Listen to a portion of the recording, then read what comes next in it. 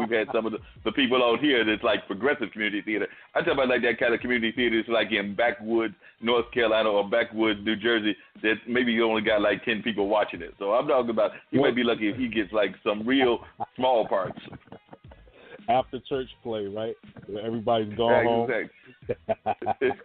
Exactly. Now, I'm going to tell you something else while we're waiting for Crystal to call. I have my new favorite politician because she ain't playing. I mean, I got a couple of them, but I am a big fan of Alexandria Ocasio-Cortez. As a matter of fact, I was just looking at her tweet. She put out something 4 minutes ago.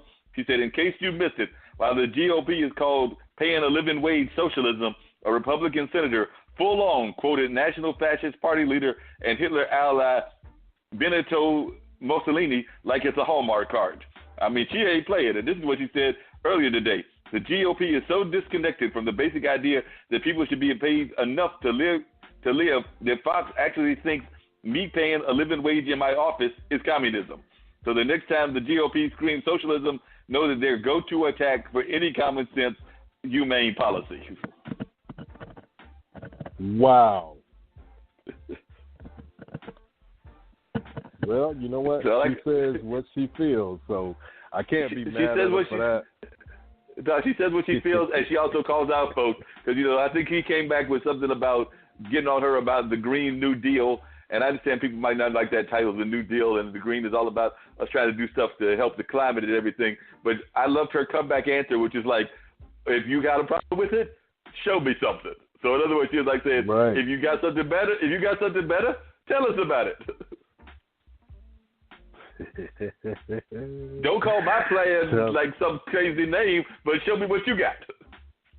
Yeah, show me what you got, and then don't get mad when I show you something else, or I call you out for showing what you had, and it doesn't make sense. So now I ask you for clarification, and you get in your feelings. Please don't get in your feelings because, you know, don't put it out there if you don't want it to be seen. Exactly. But the other bad news about that is, like I said, she's not one right now. She's new to the politics, but I'm liking the way she's handling it. But every time I turn around, we got somebody new coming out because while we were gone those 2 weeks, I mean, we did have the replay and everything, but while we were not doing live, you know, Sanders came out and said, yes, I am running again. I think there might have been one or two others that said that they were running. So I'm losing track. I don't know whether we're at 20, 25, 30, but there's a bunch of folks running. You know what? And I, like I said, I'll wait to see who is worthy of a vote. Right now, everybody's throwing their hat in the ring, but you got 35,000 contenders, which is going to be like Hollander. There could be only one. So that one is going to have to bring a whole lot to the table. Yeah, they're going to bring a whole lot to the table. Speaking of bringing stuff to the table, I know one company that is very upset. Like I said, you know, we had the big game. That was also during the time that we were gone. And, you know, it was so bad that I understand, and I don't know this for a fact, but friends of mine have told me that this is true, that at the same time that Mr. Zion lost his shoe, and I mean literally lost his shoe, that right. a few days later, Adidas was sitting there over there on Duke's campus saying, hey, if they can't provide y'all with some good shoes, y'all might need a new deal. The man is over 6 feet tall. He's almost 300 pounds. And you expect your shoe to last up? Man, let's keep it real. No regular dude's shoe is going to blow out. You're not balling like Zion Williamson is. So, I mean, he's playing out of his shoes. Don't look at the shoemaker. Look at how hard he's balling in them joints. And this game after game, you know it's the same pair of sneakers. So what do you expect from the sneakers? You know what I mean? They're not made out of titanium, Jack. That's very true. But I was just kind of like, I just thought that was some clever gamemanship by the part of their competitor. That they were sitting there over there on Duke's campus going like, hey, hold on a second. We're ready to take over now. That's crazy. They're looking for an opening, trying to get in as much as they can. But you know what? He's going to be all right. A lot of people are saying that he needs to go ahead and go pro, but he has a head on his shoulders, and he says, you know, right now I can be carefree. I don't have to worry about anything. If I were to go to the league, that means I have to grow up even more.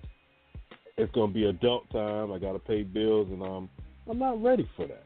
So, a lot of people are not going to be able to understand his train of thought, but he has a good support system who probably told him, make sure you work on that degree, because should something happen, should that career not go the way you want it to, you're not just out there trying to figure out what's next. You can rely back on what you've earned and go ahead and still be productive, even though it's not what you want to do. But you'll be able to have something and not start from zero. As in some cases, some people run for the money. The average pro career, they say, lasts between 3 and 5 years. And then after 5 years, no one picks you up, so you're stuck.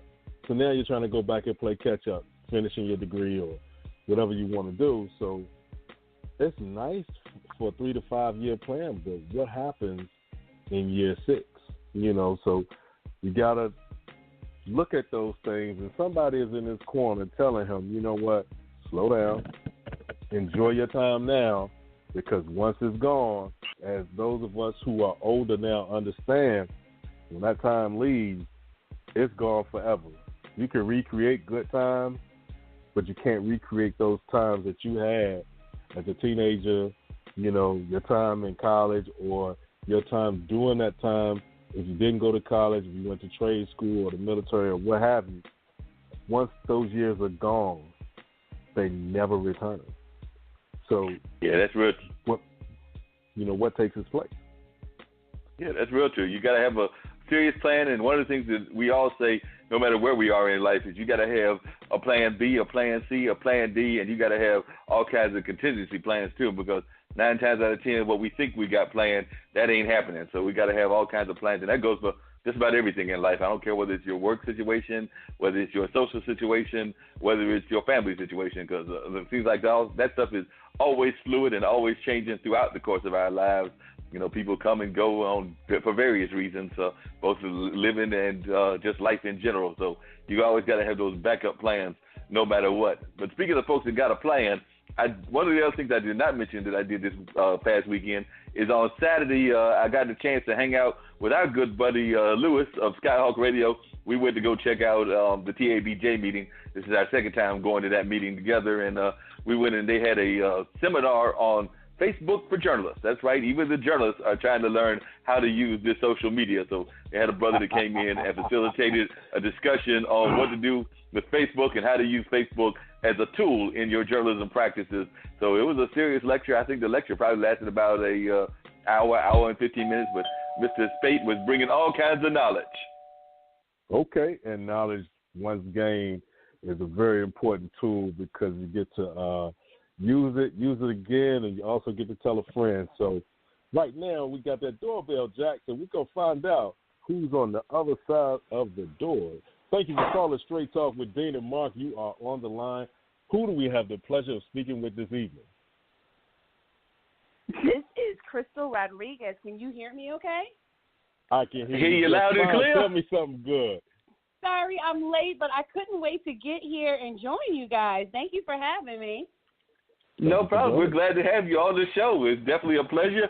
I understand you know Dean. I do not know you, but when I read about what you're all about, I was quite impressed.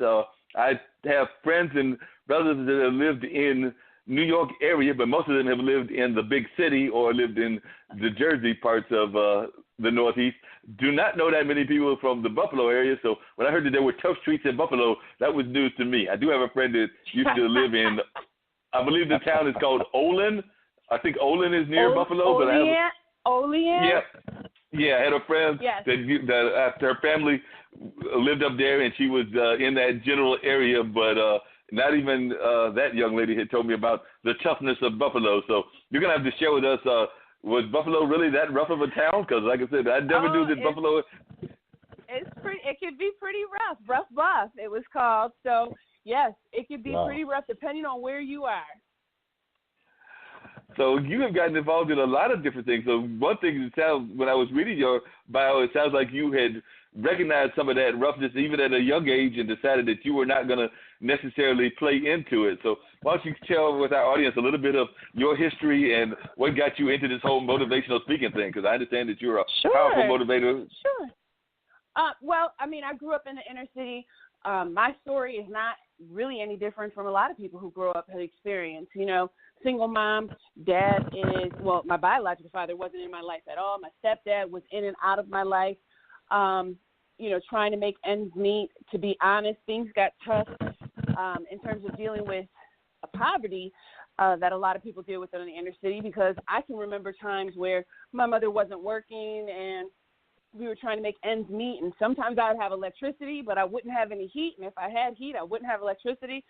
So it was really hard, but the one constant was I was always very much into reading and very much into learning. And even with that, you know, growing up in the neighborhood you grow up in, you have a certain edge to you, you know. So, for instance, I remember one time getting a new book bag, and in between the bus stop and my house, this is a group of girls, and they kept saying it was going to take my book bag. And you really had to learn how to defend yourself, because I was not going to let this girl take my book bag, because my mother said if I got home without this book bag, that what was going to be waiting for me there was going to be worse than these girls got for me. And I was more afraid of my mother than I was of them. So when they really tried me, they saw what I was about. And that was just total fear, because I did not want my mother to beat me. So, you know, I had those experiences growing up. I was blessed to get a scholarship to one of the more elite high schools in Buffalo. So while I could compete with them academically, culturally, and socially, I didn't really mesh. So, you know, I've got people who were complaining because their 16th birthday, they only got a Jeep Cherokee instead of a BMW, but here I am, I'm catching the bus back to the hood. So we really didn't have much in common. Ended up getting kicked out, and from there, it was just a downward spiral. I got caught up in a go ahead. So there are a couple of things you said that I have to think about, because they relate to what we've talked about on this show in the past and everything. So I'm going to just share both of them with you and everything. First off, I'm trying to get past the fact of you talking about having no heat and or no electricity in Buffalo. I watch enough football to know that Buffalo has some serious snowstorms. So I'm sitting there trying to think about having no heat in like a blizzard. That does not sound like something you really want to have. It doesn't even have to be a blizzard. It's a snowstorm. And, you know, I look back now, I of course, that would never happen to me. But I look back and I'm really thankful, because there's still people who are suffering with that in terms of poverty and not having the heat. And you get by however you can. We had an electric cord that went from our neighbor's house that connected to an electric heater that kept us warm. And, of course, there was a whole bunch of blankets. But you do what you got to do to survive. Oh, yeah, it's all about survival. And I was actually thinking about that when you were talking about the school that you went to, which sounds like it was an elite school in Buffalo. I never went to an elite school. I went to a Marquette, which is a Jesuit school. I wouldn't necessarily consider it overly elite. I mean, it's a good school, but I wouldn't consider it overly elite. It's not Princeton. It's not Harvard. And high school, I went in a rural town. So I remember I went down to Boca Raton and was working at a newspaper down there, and I covered, you know, one of them high school events. It was like maybe a science fair or something like that. And I remember going down there, and I want to say it was, it might have been in Boca proper. And I remember going to the school, and, you know, I pulled up with the photographer. It was actually his car. We pulled up into the lot. They told us where to park, and we stopped and saw all these fancy cars, you know, Benzes, Jaguars, and all of this. And I remember even to this day, and I'm in my mid-50s now, going up to the teacher and going like, hey, y'all getting paid really well. And the teacher looked at me and said, which parking lot did you go to? I'm like, you know, I don't remember the direction. I was like the left or right, whatever direction it was. Really? And they were like, they don't want our cars. That was the students. That's the student, yeah. I mean, students have BMWs, and I'm not talking about older BMWs, you know, like they fixed up. I'm talking about the current year BMWs, Benz, Land Rovers. I didn't even know what a Land Rover was until I went to my high school. So, yeah, you've got students 16 years old who are getting these cars brand spanking new as soon as they turn 16. Now, one of the things that I noticed is that you have actually, part of what you do is you talk to other entrepreneurs, because you're definitely an entrepreneur, you're an author and a mom and all of that, but you talk to other entrepreneurs, particularly lady entrepreneurs, about how they can build their assets and everything. And, of course, as you just shared, you've gone through some hard times, and I'm sure you'll tell us about some of the other hard times you went through. But what is some of the advice that you give to some of these folks that are trying to launch a business?